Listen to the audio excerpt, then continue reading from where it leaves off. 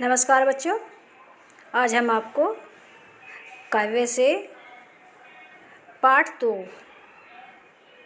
धनुष भंग का दोहा नंबर 258 पढ़ेंगे। तो ये देखिए, प्रभु चितई पुन चितव मही राजन लोचन लोल, खेलत मनसिज मीन जुग जन विद बंडल डोल।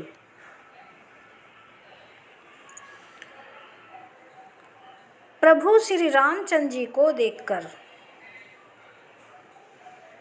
फिर पृथ्वी की ओर देखती हुई सीता जी के चंचल नेत्र इस प्रकार शोभित हो रहे हैं जैसे चंद्रमंडल रूपी डोल में कामदेव की 2 मछलियां खेल रही हों। आगे देखिए, गिरा अलिन्मुख पंकज रोकी, प्रगट न लाज निशा अवलोकी, लोचन जलु रह लोचन कोना, जैसे परम कृपन कर सोना। सीता जी की वाणी रूपी भ्रमरी को उनके मुख रूपी कमल ने रोक रखा है। लाज रूपी रात्रि को देखकर वह प्रकट नहीं हो रही है। नेत्रों का जल नेत्रों के कोने में ही रह जाता है, जैसे बड़े भारी कंजूस का सोना कोने में ही गड़ा रह जाता है।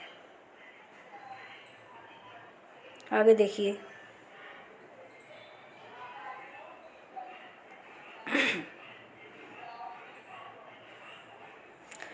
सकुची व्याकुलता बड़ी जानी, धरी धीर जो प्रतीति उर आनी, तन मन बचन मोर पनु साचा, रघुपति पद सरोज चितु राचा। अपनी बढ़ी हुई व्याकुलता जानकर सीता जी सकुचा गई और धीरज धरकर हृदय में विश्वास ले आई कि यदि तन मन और वचन से मेरा प्रण सच्चा है और श्री राम जी के चरण कमलों में मेरा चित्त वास्तव में अनुरक्त है। सीता जी जो है इस प्रकार सोच रही हैं। आगे कहती हैं, तो भगवान सकल उर्वासी, करही मोहि रघुबर के दासी, जही के जही पर सत्य स्नेहु, सोते ही मिलई न कछु संदेहु। वे कहती हैं कि तो सबके हृदय में निवास करने वाले भगवान मुझे रघु श्रेष्ठ श्री रामचंद्र जी की दासी अवश्य बनाएंगे, कि मेरा जो स्वयंवर है उनसे अवश्य ही होगा। जिसका जिस पर सच्चा स्नेह होता है वह उसे मिलता ही है, इसमें कुछ भी संदेह नहीं है। आगे कहती हैं, प्रभु तन चितई प्रेम तन ठाना, कृपा निधान राम सबु जाना, सिंहि बिलो की तकेव धनु कैसे, चितऊ गुरु लघु ब्याल ही जैसे। प्रभु की ओर देखकर सीता जी ने शरीर के द्वारा प्रेम ठान लिया, अर्थात यह निश्चय कर लिया कि यह शरीर इन्हीं का होकर रहेगा या रहेगा ही नहीं। और कृपा निधान श्री रामचंद्र जी सब जान गए। सीता जी के मन में क्या चल रहा था श्री रामचंद्र जी जान गए। उन्होंने सीता जी को देखकर धनुष की ओर देखा, जैसे गरुड़ जी छोटे से सांप की ओर देखते हैं। दोहा नंबर 259। लखन लखेऊ रघुवंश मणि, ताकेव हर को दंडू, पुल की गात बोले बचन, चरण चापि ब्रह्मांडू। इधर जब लक्ष्मण जी ने देखा कि रघुकुल मणि श्री रामचंद्र जी ने शिव जी के धनुष की ओर देखा है, तो वे शरीर से पुलकित हो ब्रह्मांड को चरणों से दबाकर निम्नलिखित वचन बोले। अब वे क्या कहते हैं, देखिए। चाप समीप, हमें कहते हैं, दिस कुंजर हु कमट अहि कोला, दिस कुंजर हु कमट अहि कोला, धर हु धरन धरि धीर न डोला, राम चह ही शंकर धन तोरा, हो सजग धुन सुनी आय सुमोरा। हे दिग्गजो, हे कच्छप, हे शेषनाग, हे वराह, ये अवतार हैं। धीरज धरकर, धैर्य धरकर पृथ्वी को थामे रहो, जिसमें यह हिलने ना पावे। श्री रामचंद्र जी शिव जी के धनुष को तोड़ना चाहते हैं। मेरी आज्ञा सुनकर सब सावधान हो जाओ। वे आगे कहते हैं, ना चाप समीप राम सब आए, नर नारिन सुर सुकृत मनाए, सब कर संसव अरु अज्ञानु, मंद महिपन कर अभिमानु। श्री रामचंद्र जी जब धनुष के समीप आए, तब सब स्त्री पुरुषों ने देवताओं और पुण्यों को मनाया।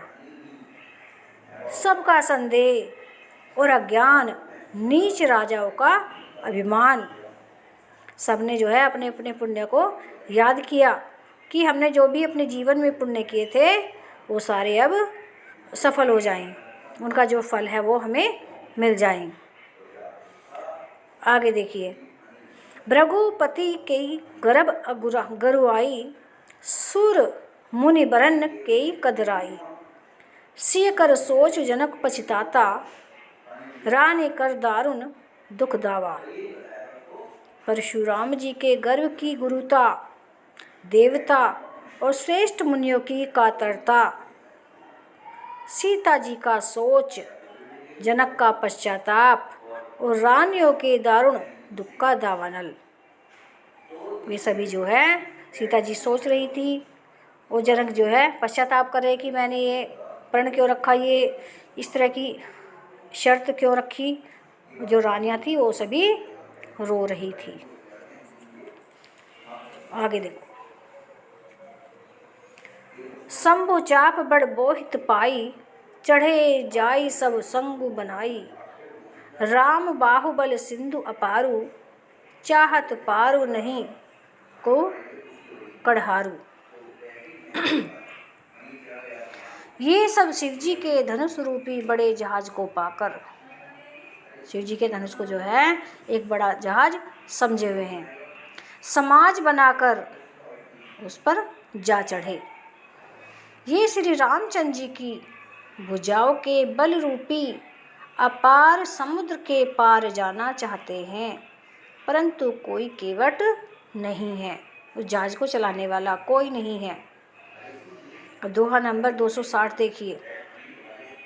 राम बिलोकी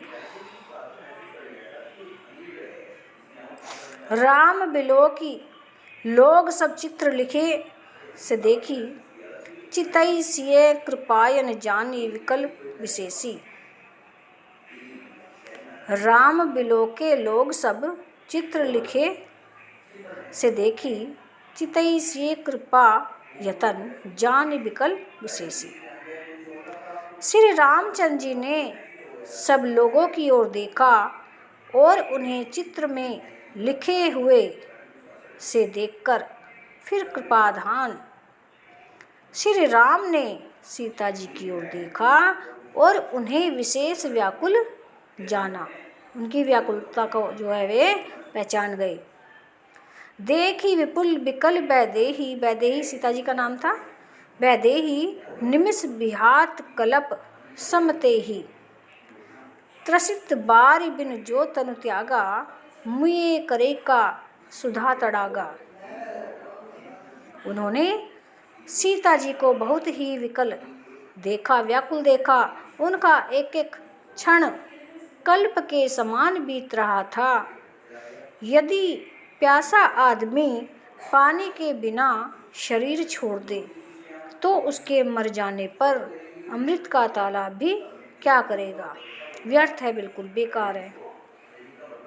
का बरसा सब कृषि सुखाने, समय चूक पुन का पछताने, अस जिए जान जान की देखी, प्रभु पुलकिल की प्रीति विशेषी।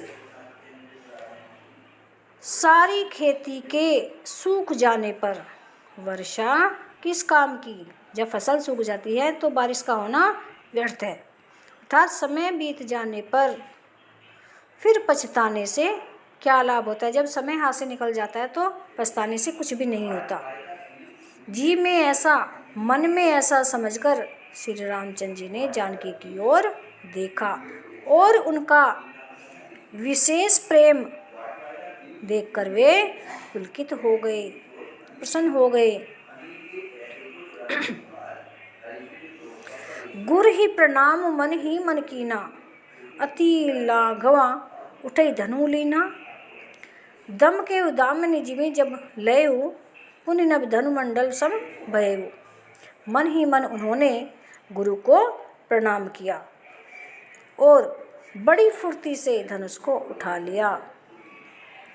जब उसे हाथ में लिया तब वह धनुष बिजली की तरह चमका और फिर आकाश में मंडल जैसा हो गया, मंडलाकार हो गया। लेत चढ़ावत खेचत गाढ़े, काहू ने लखा देख सबु ठाड़े। तई छन राम मध्य धनु तोरा, भरे भुवन धुनि घोर कठोरा। लेते, चढ़ाते और जोर से खींचते हुए किसी ने नहीं देखा। लखा मतलब देखा। अर्थात ये तीनों काम इतनी फुर्ती से हुए कि धनुष को कब उठाया, कब तिनचा चढ़ाया और कब खींचा, इसका किसी को पता भी नहीं चला। सबने श्री राम जी को खड़े देखा। उसी क्षण श्री रामचंद्र जी ने धनुष को बीच से तोड़ दिया।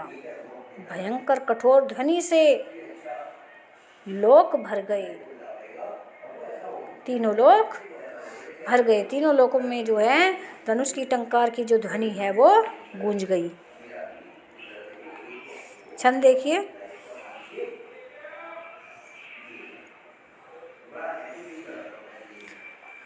भरे भुवन घोर कठोर रव रवि, बाजी तजी मार्गू चले चिक्कर ही दिग्गज डोल मही अहि कोल कूरम कल मले सुर असुर मनिकन कान दीने सकल बिकल विचार ही को दंड खंडे हु राम तुलसी जयति बचन उचार ही। घोर कठोर शब्द से लोक भर गए। सूर्य के घोड़े मार्ग छोड़कर चलने लगे, वे अपना रास्ता भटक गए। दिग्गज चिंगाड़ने लगे, धरती हिलने लगी। शेष, वाराहा और कच्छप कलमला उठे, बेचैन हो गए। देवता, राक्षस और मुनि कानों पर हाथ रखकर सब व्याकुल होकर विचारने लगे, सोचने लगे कि ये क्या हो रहा है। तुलसीदास जी कहते हैं कि जब श्री रामचंद्र जी ने धनुष को तोड़ा तब सब श्री रामचंद्र जी की जय जयकार करने लगे। तो हमारा ये धनुष भंग खंड कंप्लीट हो गया है। अगले वीडियो में वन पथ पर। तो आज के लिए बस इतना ही। धन्यवाद।